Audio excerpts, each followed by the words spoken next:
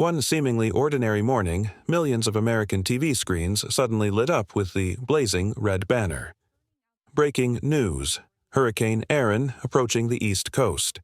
Meteorologists, faces tight with tension, gripped their laser pointers, tracing the massive white swirl on satellite maps. Their voices trembled, but their words grew more dramatic. Near historic size, unprecedented swells, one of the largest storms ever recorded in the Atlantic. People joked that ERIN was wide enough to blanket the entire nation of France, and anyone hearing that just sighed, "Forget summer vacations. This storm is entertainment enough." The irony? ERIN didn't slam into Florida or New York like some Hollywood disaster movie. Instead, it swaggered offshore like a rock star who never steps on stage but still makes the whole stadium shake. Its giant arms hurled waves against the coast from the Carolinas all the way to Maine, birthing water monsters 20 feet high. Offshore buoys reported insane numbers, sometimes waves up to 80 feet, the size of an 8-story building rising out of the sea. Picture yourself leisurely steering a speedboat only to be blocked by a water skyscraper, enough to make your heart drop into your stomach. Summer paradise beaches turned into battlefields. In the Outer Banks, Coast Guards blared sirens dragging reckless surfers back ashore. Locals shook their heads. They've been warned, but nope, still want that TikTok of surfing with ERIN. Clips of near-death wipeouts went viral faster than the storm itself, proving that in the social media era, even natural disasters get packaged as entertainment challenges. North Carolina's fragile Highway 12, already a thread of asphalt, once again drowned in salt water. Dozens of miles of roadway transformed into open-air rivers, pickup trucks splashing like stranded whales. A local TV station snarked, "Highway 12 is no longer a road, it's pool number 12.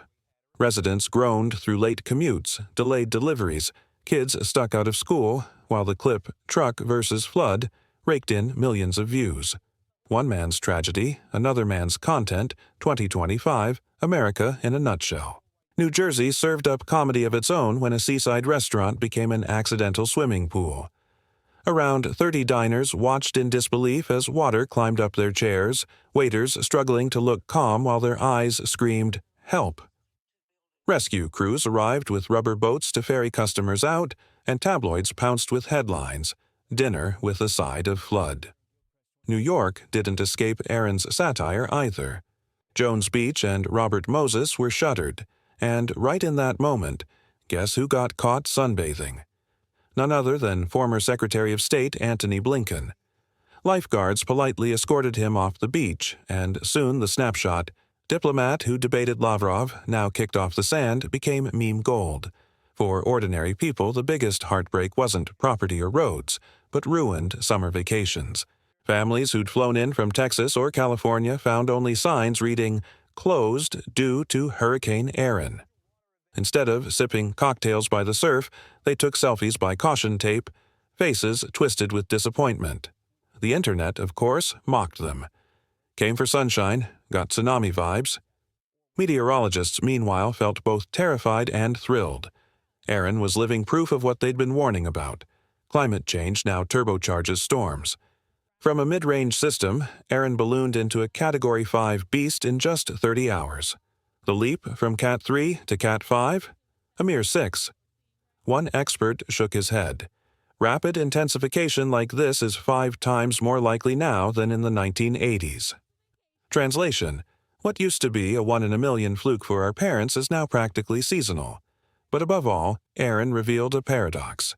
It didn't need to make landfall to throw the entire East Coast into chaos. From North Carolina to New Jersey to New York, everyone felt the wrath of a storm that refused to come inside but trashed the porch anyway. Journalists reveled. New York Post screamed, "Near historic monster." AP was more measured with, "Beaches reopen after ERIN weakens offshore," and social media boiled it down. Mother Nature just flexed. In the blink of an eye, summer became the punchline of a storm. People will remember ERIN not for its wind speeds or pressure, but for the bizarre snapshots. Diners eating dinner underwater, highways turned into swimming pools, Blinken booted off the beach, and daredevil surfers nearly feeding themselves to the ocean for a viral ERIN challenge. That's the kind of mark America remembers these days. Not devastation, but the drama that comes with it. When beaches became walls of water and roads turned into rivers, the seaside homes were next on ERIN's hit list. In Rodanthe, North Carolina, 2 postcard-perfect cottages leaned at sickening angles, foundations gnawed away foot by foot, porches dangling like they were seconds from plunging into the sea. Locals called it the slow-motion death watch, each crashing wave making the houses shiver like feverish bodies. It wasn't the first time, since 2020, at least 11 homes in the Outer Banks have been claimed by the surf, but ERIN dramatically sped up the erasure. Some residents wept, others filmed the tremors on their phones, half as souvenirs, half as Facebook content.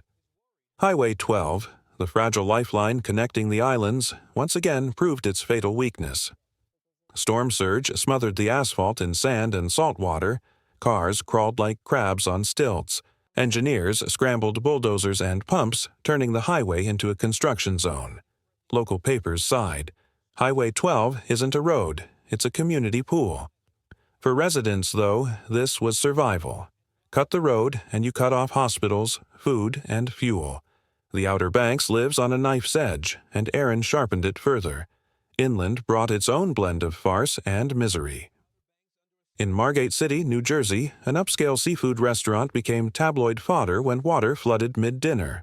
30 diners sat knee-deep while clutching crab legs, waitstaff sweating bullets as they tried to serve with composure. Eventually, rescuers arrived with rubber dinghies to ferry customers out. Cameras flashed, live streams rolled, and patrons left soaked like models from an aquatic fashion show. Elsewhere in New Jersey and Delaware, whole neighborhoods morphed into canals, cars floating like reluctant gondolas, families perched on car roofs waiting for helicopters. Tabloids grinned. Hurricane ERIN turns Jersey Shore into Venice. Locals groaned. Only difference is, Venice has gondoliers. We just have borrowed canoes. Perhaps the most heartbreaking scene unfolded at Topsail Island, where loggerhead turtles had laid their eggs. Volunteers had spent months guarding nests with fences and night patrols. But in a single night, ERIN's waves erased half of them. Volunteers stood devastated before scarred sand, eyes red with tears. One young woman cried, "We hoped to see thousands of hatchlings crawl to the sea. Now they're all gone."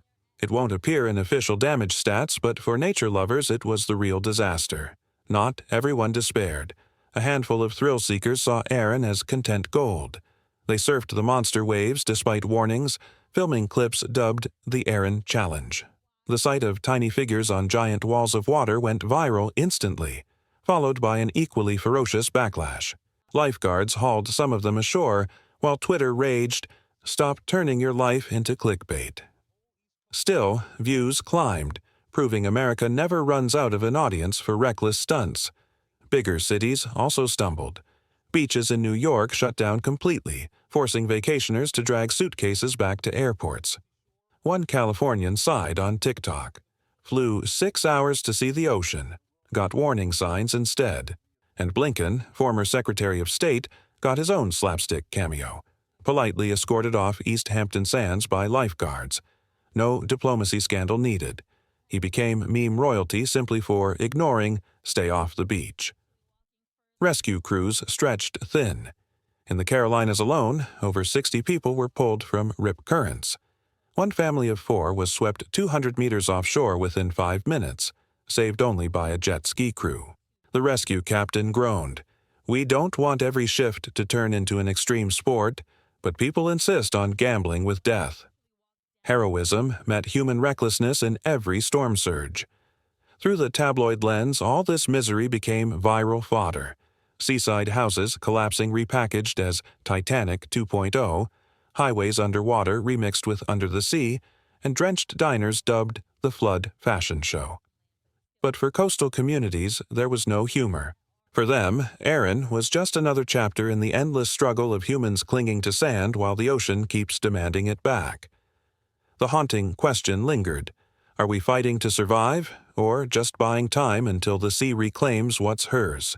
Offshore waves ate beaches and houses, but inland, ERIN turned daily life into a bizarre reality show.